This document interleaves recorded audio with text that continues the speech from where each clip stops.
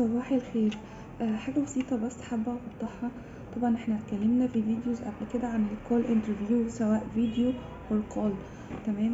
ان الكول انترفيو احنا طبعا بنستأذن فيها الكانديديت لو كان وقته يسمح او كده، هي بتبقى مجرد سكرينينج احنا بنعملها علشان نتأكد من ان البيانات اللي موجودة في السي في updated. فمش بالضروري خالص ان مسؤول التوظيف بعد الكول انترفيو يرجع بميعاد. عشان كده احنا بنوضح في الكول انترفيو ان احنا بنعمل سكريننج، نتاكد ان البيانات سليمه، نتاكد ان البادجت بتاعه الكانديديت ده within our range، وبنقول له في الاخر هنرجع لحضرتك بمكالمه once in your qualification met our requirements. تمام. فهي دي بكل بساطه الكول انترفيو بنعملها ليه.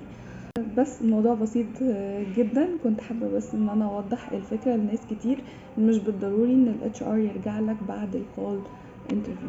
باي.